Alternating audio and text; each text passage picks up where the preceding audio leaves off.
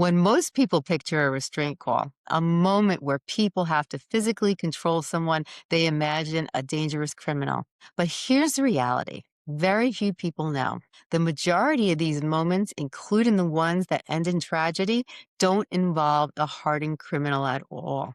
They involve someone in the middle of a mental health substance or psychiatric crisis, a person often at the worst moment of their life. Today, our guest has spent 30 years in finance and then walked away to ask a question that would change all of it. What if that moment didn't have to end in tragedy for the person or for the officer? My guest today took an extraordinary turn that most people would never. Scot Cohen is the founder, chairman, and CEO of Wrap Technologies, a publicly traded public safety company and the creator of a device designed to safely de-escalate crisis situations. Before, he spent more than 3 decades in capital markets, co-founding a New York hedge fund and structuring hundreds of deals. But in 2016, after watching his own father and brother serve in public safety, he founded the Wrap with a different kind of mission. He also runs a foundation focused on mental health support. Scot, welcome to the show. I'm so excited to have you on today. Thanks for having me. Good to be here. You're very welcome. So excited. Now, let's start with the truth most people don't know. You said that most in custody tragedies involve someone in mental health, substance, or psychiatric crisis, not the dangerous figure we picture. Help our listeners understand, what's the reality happening in those moments? Here's a number 25,000 arrests a day. 20% of the time, there's resistance. That's 5,000 people resist arrest today in this country. A third to half of them are having a mental episode or they're mentally ill. Yeah. That's a really big problem because how are you supposed if they're and 97% of that 5,000 of those 5,000 people, they're unarmed and they're not violent. Yeah. Maybe they're on drugs. Maybe they have a family history. Maybe they're just having a bad day. So very tough position for a police officer, right? Yes. With all the cameras on them, with body cams. So everything they do is scrutinized by the media, by the public, by the courts. So it's a Yeah. very sensitive situation. Well, guess what? What are their options? How are they trained? These are all questions that come up in a court case when there is excessive force used on somebody with a mental episode or when excessive force is used when someone's unarmed and they're not violent. So you need to have options for the officers, options that suit the environment that we're in. We're in an environment now. The most recent Supreme Court decision, Barnes v. Felix, ruled the totality of circumstances, which is everything, now it's not the moment of threat, it's the entire circumstance in totality will be the evidence that will be used for or against the officer in an excessive force case. Yeah. So therefore, his or her training, their verbal skills, how they showed up at that. Did they come in escalated? Did they raise their voice a little too early? That's all going to be evidence. So in this environment where everything's being recorded in 3 or 4 different ways, it's so sensitive and everything is highly scrutinized. So it is critical for these officers to have choices. You cannot come up to somebody that's unarmed and not violent, having a mental episode, and you can't come in and hit them with your gun or fire a gun or even threaten your gun. You can't use electricity on them. Actually, you just cannot use a taser on them. You cannot strike them unless they're a threat to you. So what are your options? You've got to be very trained. You got to be trained in making good decisions. You have to be able to persuade. You have to get them out of themselves so you can bring them back down into a better state of mind. Well, that's really hard to do. You know how it is when you're all round up. That's extremely difficult. So we came up with an invention, something completely new for a situation like that, where the subject isn't unarmed and they aren't violent. And they most likely a third to half of the time they have a mental episode, where we're using light to distract. We're using sound to distract further and confuse. And then we're taking the legs with a wrapping device, the bubble wrap. We started the company 9 years ago. We took it public about 8 years ago. To much fanfare, There was went viral around the world, and we thought 100 body cam videos and the rest of the world would have this device because it's pretty obvious what it does. Yeah. Come to find out, nobody loves change. Yeah. Public safety, police officers definitely don't like change, and the industry moves really slow. Like I said, there hasn't been anything new in 30 some odd years that's winded up on the belt. But guess what? Policies have changed. Barnes v. Felix has changed. So it's forcing the change. So now this tool is really coming into the light where finally, when you have a mental health subject, you don't have to come with a high use of force anymore. There is an alternative for officers to use to take them safely into custody. We've had this deployed, reported deployments, thousands, the unreported numbers, tens of thousands, best of my knowledge. Not Yeah. one serious injury, nothing beyond a Band-Aid. And certainly there hasn't been one reported fatality or litigation, which is unheard of because this is an industry where when you put your hands on somebody, they're suing you. I'm not Yes. saying that's going to be forever, but the point of this is it's truly non lethal. And we're supporting policies and training that will marry up nice with the device, which weren't really in place before, I think. But now societies has really kind of made this a way better environment as a result of these recent court decisions. And Yeah. now I think these communities that are speaking out and they want the change. And you're starting to see money flow into the training for change, de-escalation training, a big buzzword.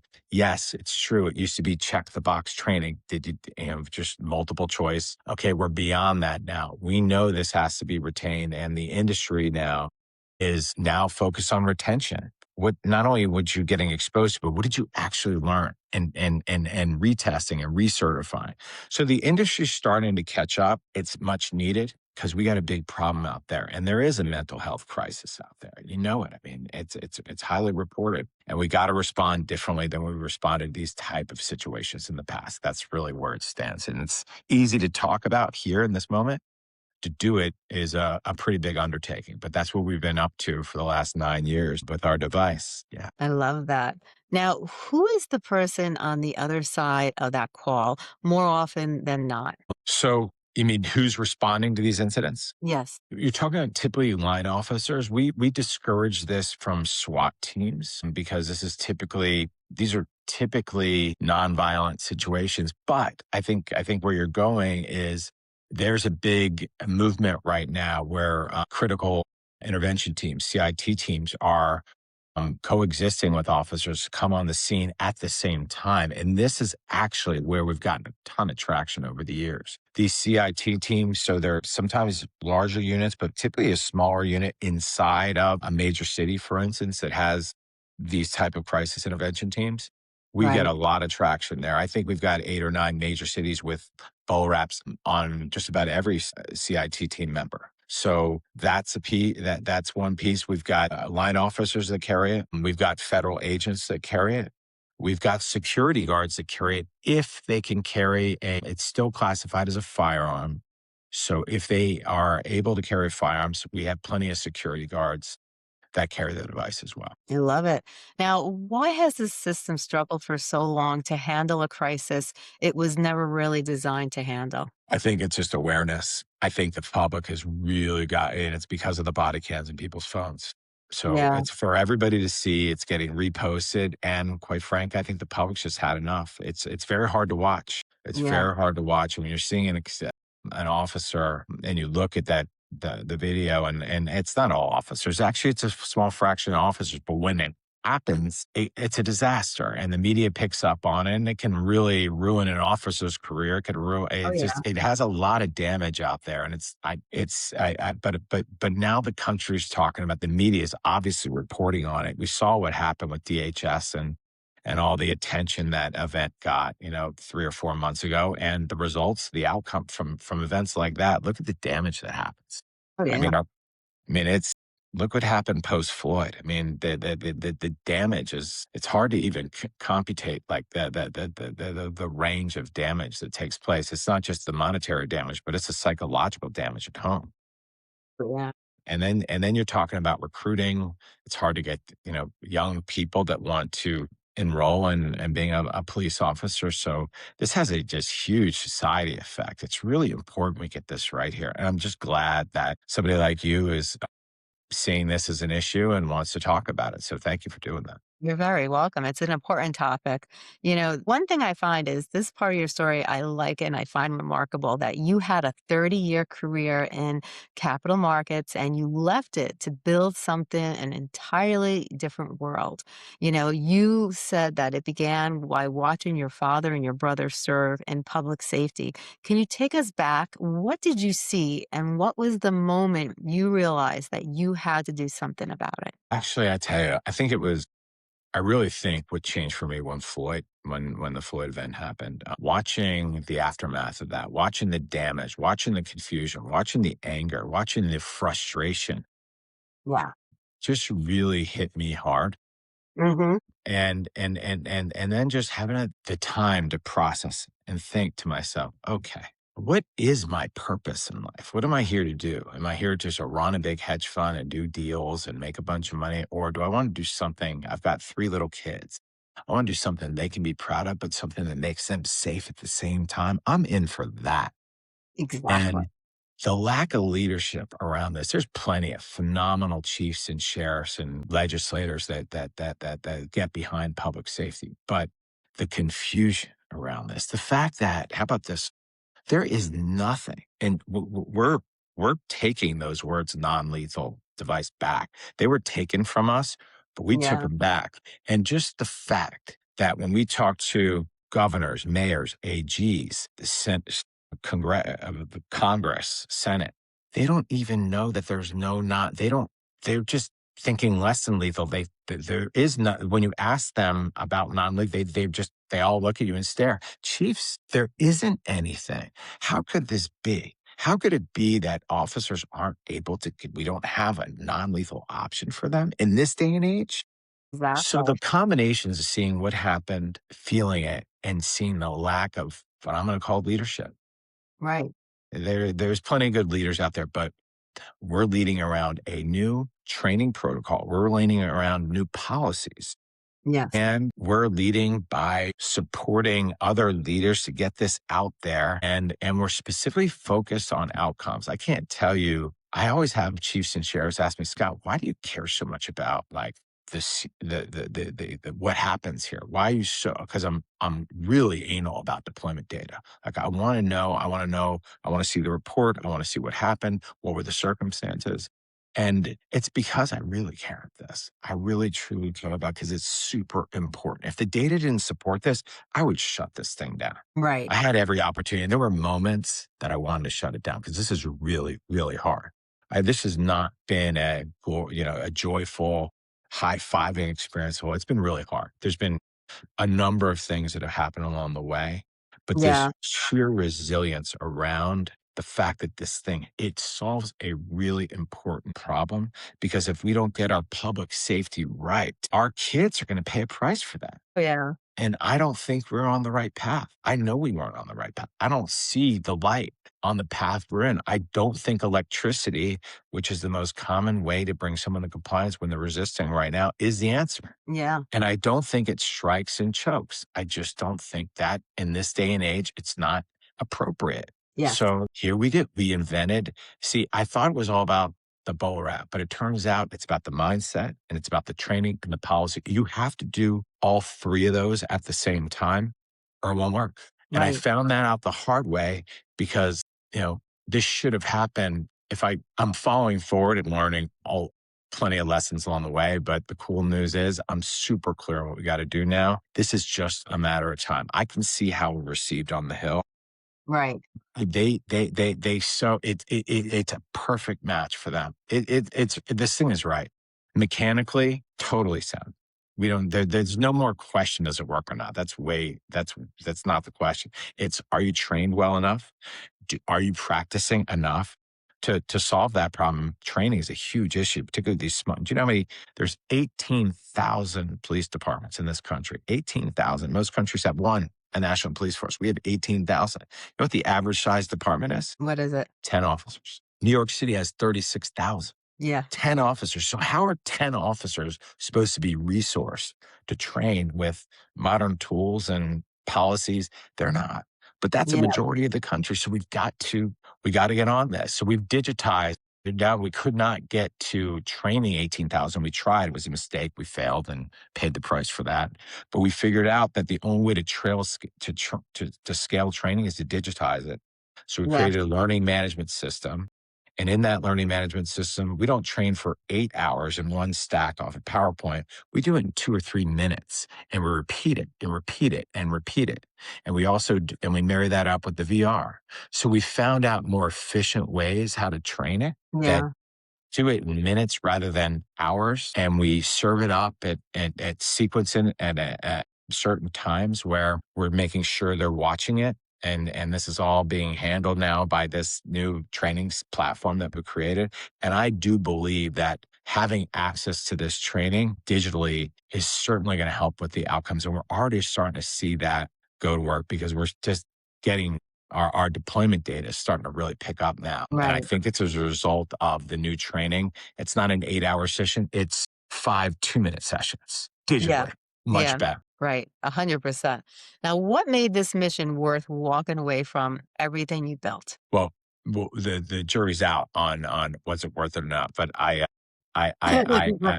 because we haven't hit destination yet. Because Yeah. destination, every officer It in this will country, come. every officer is going to carry this. I think it should be mandated federally and local, state and local. I feel that strong about because I've seen the effect of this, not just on for officer safety, but subject safety. Yeah. I've got an interview that I could show you with a mother that thanked us for using us on his son because if we hadn't used this, her son would have been dead. I have so many stories like this. They're thanking us from both sides. So when this is done, and what to me done is success destination, mandatory carry for every officer's got it in the country, which means it will be a global product. That to me is done. But why I walked away is the mission. This is higher purpose. It doesn't get any more higher purpose than supporting the people that took the oath to serve their communities for Yes. our safety. And now we get to help them. So I'm supporting those that are supporting our communities. That is like, I don't think it could get any better than that. It's the most high purpose thing I can actually think about. It feels so grounded and pure. Hmm. And it's really what's driving me. Yeah. Now, I want to challenge a common assumption here, and I think you're the right person to do it. Some people hear that, that de escalation and think soft or weak or naive, these things come into their head. But you argue the opposite when they're actually the higher standard of care, and the smarter, stronger approach. Like, make that case for us. Why is a more humane approach to public safety not a compromise, but an upgrade? Let's go back to the data. 97% of the time, the subject's unarmed and they're not violent. Okay. So you know what happens when someone's escalated. That's why the police are called in the first place. There's an arrest that's looking to take place. So it's escalated. When you come on the scene and you're escalated and you come in with a heavy hand or you're coming out pointing a gun or a taser, there is a very good chance you are going to arouse the situation. Right. It's just going to happen. You've been in a fight and it just, you know, with your husband or your friend or your daughter, it just starts to escalate, right? And it becomes this thing that gets out of control fast and it escalates so fast. If you can get in front of that, right, and you can train to get in front of it, there are pre-fight indicators that we should all be trained on and exposed to, and we should be talking about. So if you can get in front of it before it escalates, you have a way better chance to have a successful outcome. It's just common sense. Yeah. It's just common sense. So I feel like the fact that there was nothing else for officers, they didn't have the choice up until now. Yeah. So they're just doing the best they can do. I mean, they're issued their guns, their tasers, their batons, and pepper spray. That's what they get. That's it. They have nothing else. So they go to work with the tools that are given to them. But Right. guess what? guess what? There's something new and available for them today. Not in every city, but it should be. And that's what we're getting behind. That is the movement. That is the paradigm shift in, I feel like, in a safer, a path to safer outcomes. Because I will just tell you, there's plenty of data that supports this. When officers come in escalated, you're going to have an escalated outcome, which is typically not great. Somebody's Right. getting burned. That's very And true. yeah, Now, what becomes possible when a goal shifts from controlling a person to safely getting them, through the worst moment of their mm, life? such a great question. I think I would think from an officer standpoint, the fact that you've been able to save somebody from themselves. I mean, I believe that a lot of people took the job for that, for those kind of outcomes, to feel that and to serve their community in that way. So just the satisfaction that it's got to that I would think one could feel to really saving a life Yeah. is pretty remarkable, and I imagine that feels really good. I think the other thing here that I think I think just knowing that getting behind this change and getting behind a something new, something that will require you to use more communication skills, persuasion skills, and judgment skills. These are skills that we should be using in everyday life, right? With three things I just rattled off are great for all of us. But why? Well, these are things that we should start exposing our police officers to. Right. These what we're going to call pre-escalation training for them. It's really training around mindset, communication skills, and persuasion skills. These are so when I'm making a choice, whether I'm going with my baton, a taser, my gun, or a verbal command, just the fact that know that there's another alternative to come to and help diffuse a situation and not have to go. Why would you think that feels good to know that you have to go to a level of force that could get you thrown in jail as an officer if it's excessive, that could get you off the job, or could financially, civilly leave you exposed to a civil liability case Yeah. because you injured a subject that was unarmed and not violent? Right. That's not fair. That's not it is it's not okay. So I feel like the availability of having this as an option now Hmm. is a really good step now for the adoption. And that's the phase where I'm in the adoption phase. And what brings me a big smile on my face is when I look at our usage numbers and the cartridges that they're using. I just see that steady ramp of usage. Hmm. And that's given me drive to know that the investment that I made, which is very significant Yeah. for a very personal, very large investment from my former fund and myself personally and all my friends. I mean, like I said, I think there's been $175 million invested in this since inception.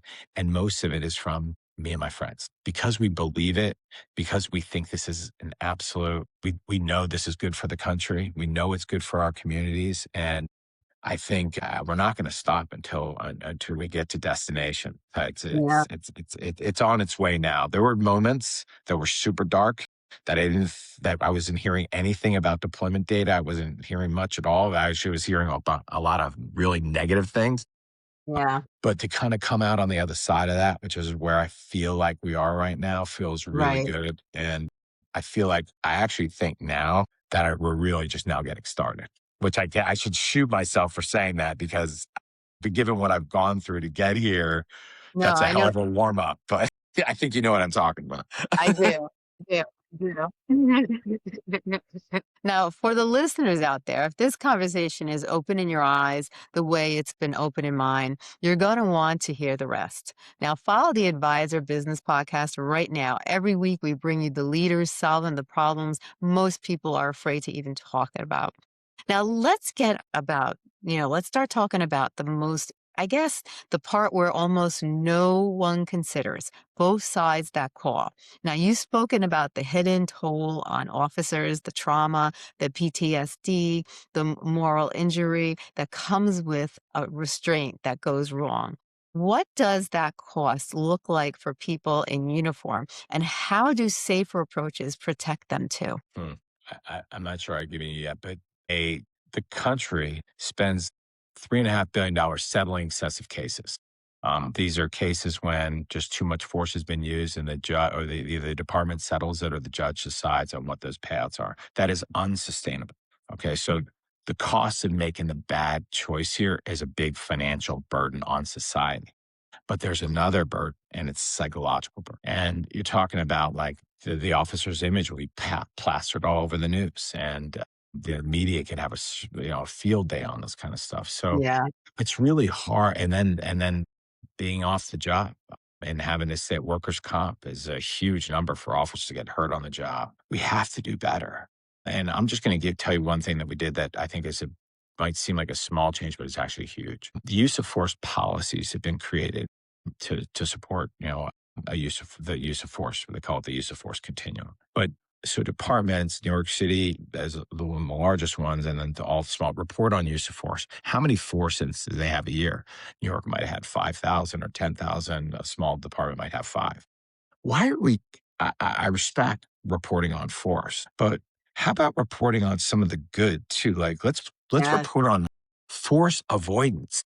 We have Yes. one department in Georgia. The department's called LaGrange, Georgia. This is the only program that I know about, but they started reporting on force avoidance, giving the officers credit for avoiding force. And it's been a big success in their community. They're proud of it. The officers are proud of it. And the best part is when the officers do, let's say they do end up in an excessive case and the defense is looking at their their track record and everything matters in these cases and then see what their use of force has been. So if your score is high, it's not great for an officer badge, but you have nothing else positive to talk about. If you have Yeah. a force of avoidance report, now you're counterbalancing the negative with the positive.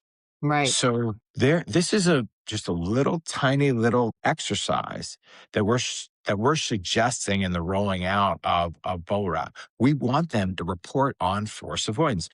Yes. The FBI in 2018 tried to get all the departments to report on force, and it just failed. The force reporting isn't done well in this country. It's not consistent. It's very choppy.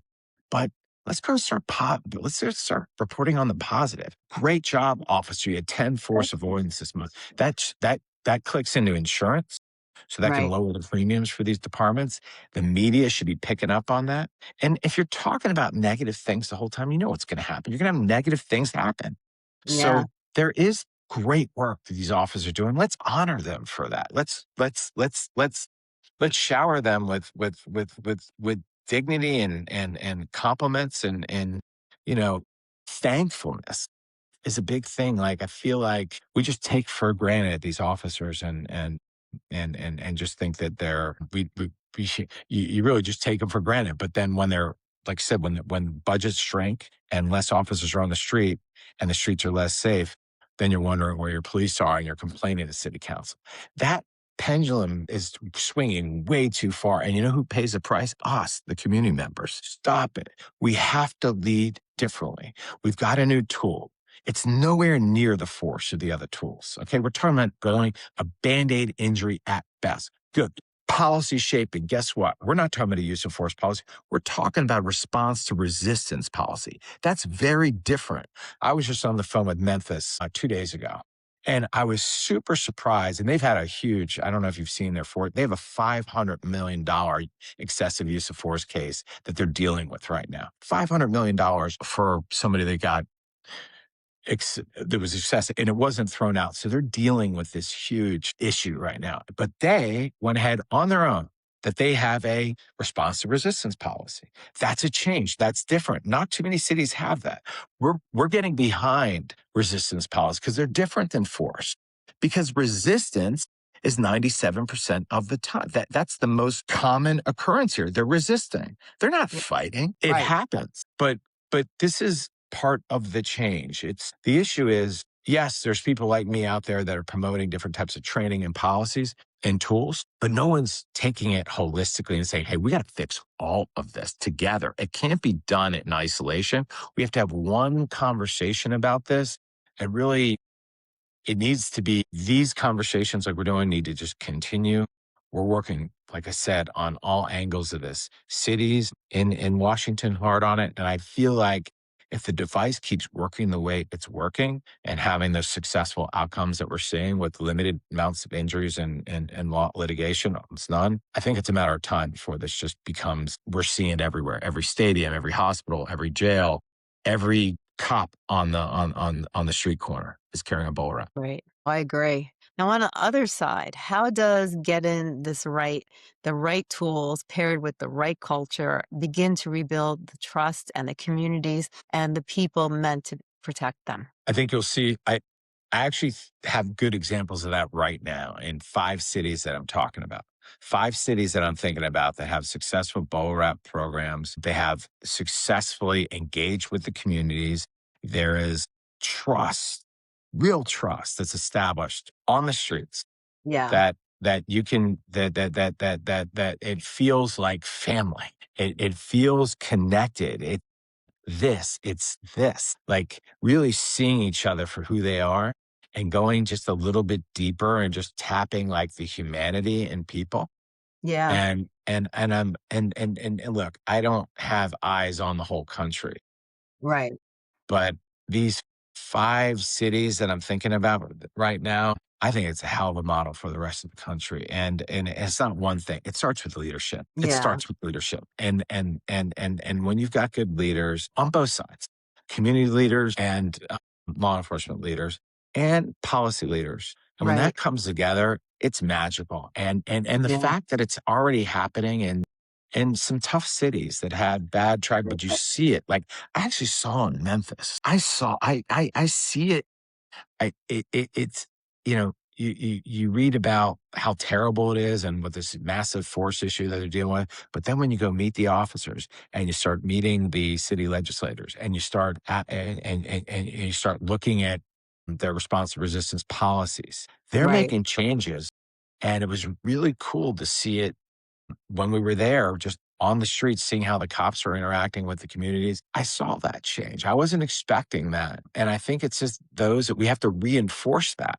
People need to be talking about it because no one knows this is going on. Everyone thinks it's cops against it's not, it can't be that way. It's not this all the time. Yes, there's a lot of that, but there's also a lot of good going on. And I think we need to stop with just focusing on the bad Yeah. and start to talk about some of the good things that are happening and support and spend a little bit more time supporting that. I agree. The problem is that the negativity gets better ratings than the positivity in our Yeah. society. Yes, I know, unfortunately. But I think I'm seeing advancements, and I'm seeing it in our business. I mean, here's a great reflection. I'm seeing way more deployments. I mean, our deployments are up 5x, That's and we're seeing expansions in most of the cities that we're in that are engaged with the new training. They're expanding their programs. They're going to more officers. They're going outside of CIT, and they're going to line officers. They're going to special security groups and response groups, even making its way to SWAT too, in some Yeah. Oh, cases. that's amazing.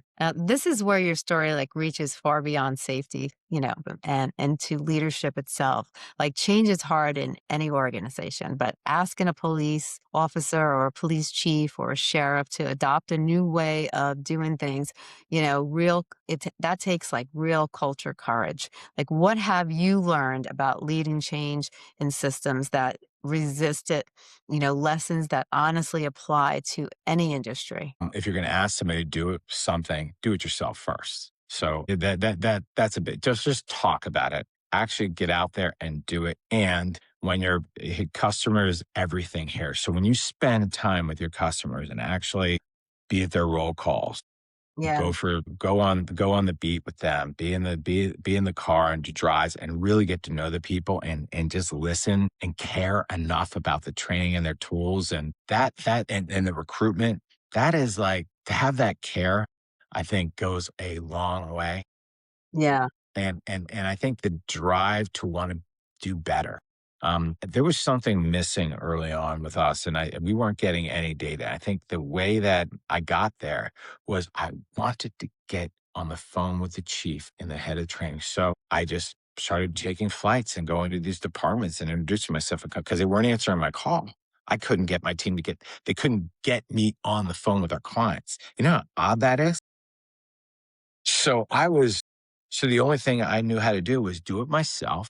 I'm not going to rely on anybody since they won't return the call. And my team kept get me on. This is a couple of years ago. I'm just going to do it Yeah, myself. So I right. started just getting plans and making the calls and going to see them. And I learned a ton. And what I learned was not being reported, but this device is being used way more than we ever knew. And that's what gave me the confidence to now lean into this. I think in the last probably 2.5 years, I've led maybe $25 million worth of investment in myself. It was I was a big part of that. So after 9 years of a lot of ups and downs and distractions and drama and all that stuff, to really double and triple down on my financial bet and my emotional bet, because you're right. Yeah, I was very tempted to go back into my old job where I was running a fund and I had private equity. Had three private equity. I was on my third private equity fund. And that was my whole career. My whole career was that. So to do that, and by the way, I'm a first time operator of these type of assets. I was a financial operator of those assets, but so this is really, really new for me, Yeah. but I'm absolutely loving it now. It took a lot to get here, but I know the prize on this is not just financial, but it's a society prize for sure. I think this is going to serve generations to come. Your Right. kids, my kids, they're going to benefit from this. I agree. And before we close, for everyone, every person listening, the parent, the teacher, the HR leader, what should every one of us understand about de escalation and responding to someone in crisis? De-escalation works, but you can't force everybody to de-escalate. And right? So I can be well trained and I can be an expert in de-escalation. I go to 20 courses, scenario. But if you're not going to de-escalate, what do? Right? If I can't get you to de-escalate, be, the advice here is yes, de-escalation training, learn the verbal skills, communication skills, persuasion skills. Those are critical, key components of de-escalation training, but also you need a tool. And it can't be a tool that incapacitates or has lethality associated. There has to be another option.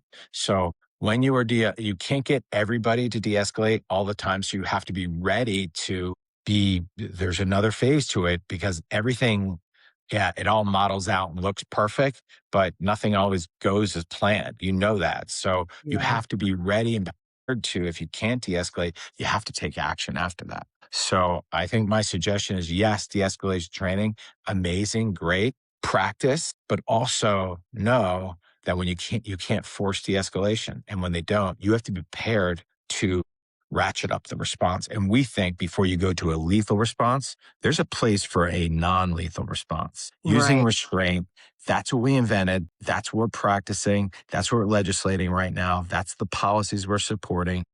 And God willing, this is everywhere. And we can be having another conversation in a couple of years where we're both kind of looking at each other and saying, yeah, we called that.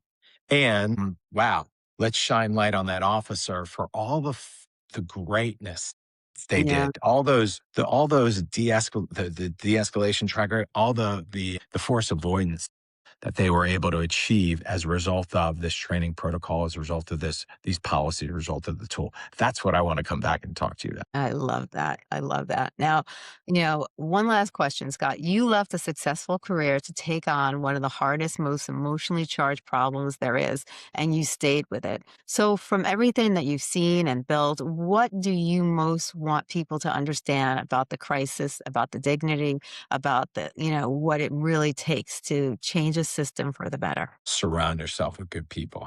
Very hard easy to say, very hard to do. And I am not a master of that. So it just starts with people that you surround yourself with that really matter. Yes. And don't do, if you're not willing to do it yourself, don't ask anybody else to do anything. You have to be willing to get these hands dirty and get in there and do the work yourself. And don't Yeah. stop. Don't stop. If you can associate purpose with this, with whatever you're looking to do to make change like this, if that's your purpose, your true purpose, and you're lucky enough to identify what your purpose is, don't let Yeah. anything stop you because people can't. If someone's going to take me off my purpose, that's going to be very hard to do, almost Yes. impossible. So if you're lucky enough to get into a space where you can think about what's your destination, what is truly purposeful for you, Yeah. and you can make that space for yourself and just process that and land on something you're ready to do, then you put your plan together, start putting the right people around you, resource yourself, both with financial resources, psychological resources, and then just get after it and don't stop. I love that. I love that. Now, can you tell us a little about the products and services that you offer and where they Yeah. can find you? Sure. Bull Rap 150. I have one downstairs, but if you go to our website, www.wrap.com, you'll see all the products there, most of the products there. So we're talking about the Bull Wrap. You're going to be talking about a shoulder mount, non-lethal device as well, so you'll be able to do multiple shots.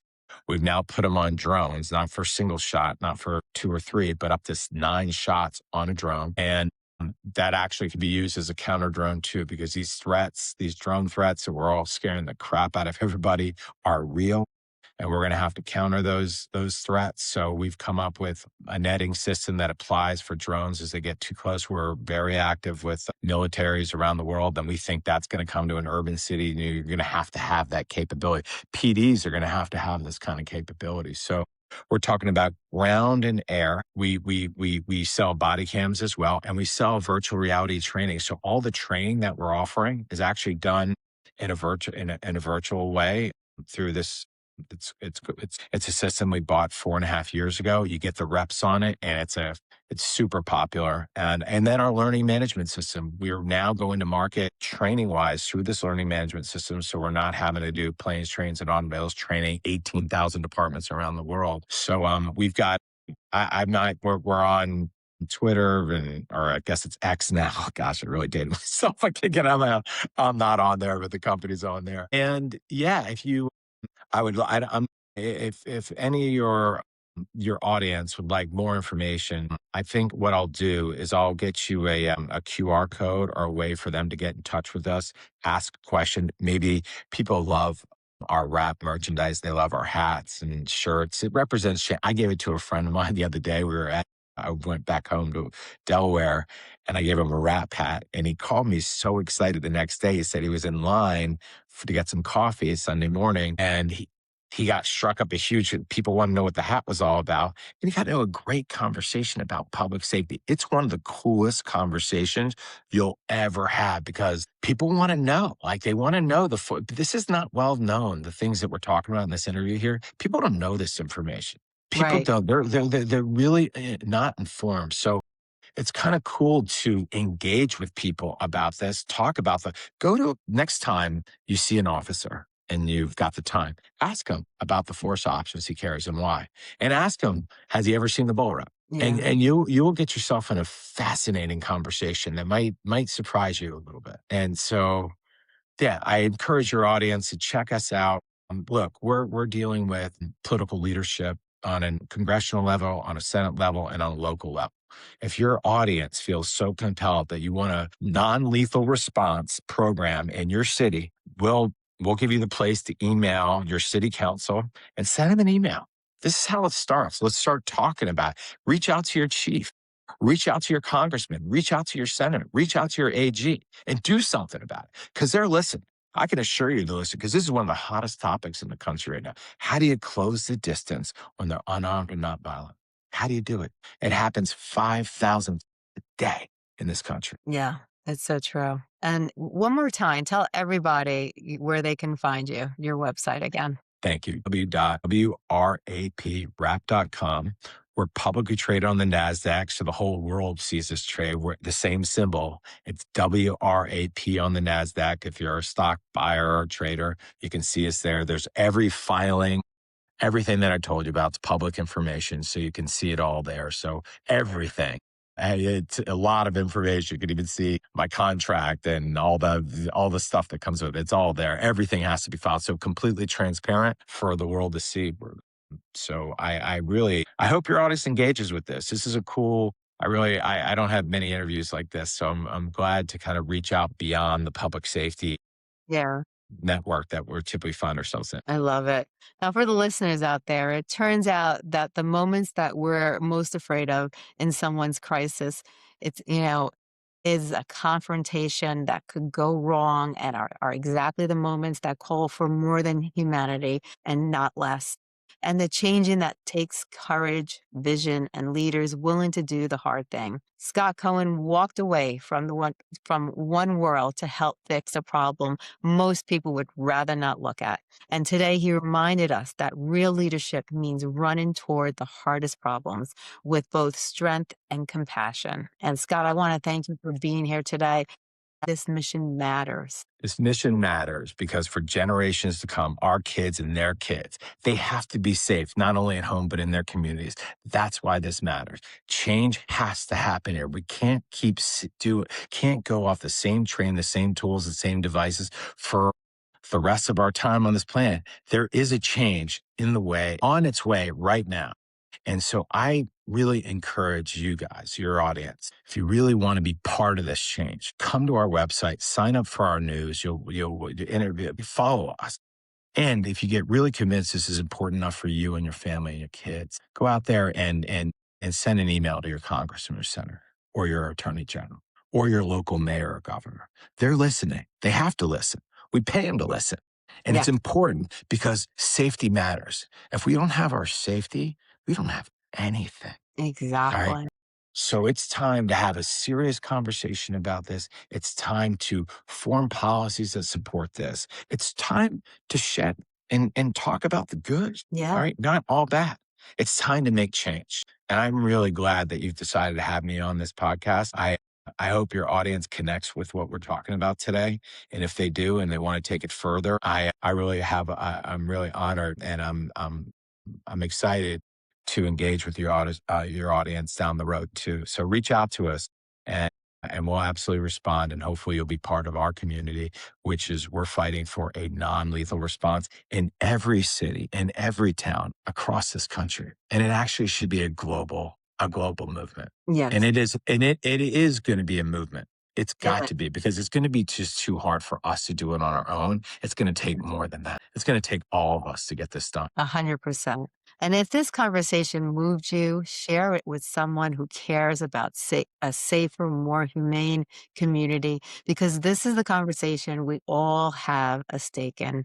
And I want to thank you so much again, Scott, for coming on the show. I believe in you. I believe in your product. And, I think, your product is amazing. And I think people have to also step up to the plate and they also have to help and make an effort for change. But today's conversation was phenomenal. Your wisdom, your knowledge, your compassion, everything is just phenomenal. And I just want to thank you very much for sharing your time, your message and your story with us. Thank you so much. You are welcome. Enjoy the holiday, enjoy the weekend, and hopefully be in touch. Yes, 100%. Have a great day. All right. So thanks again.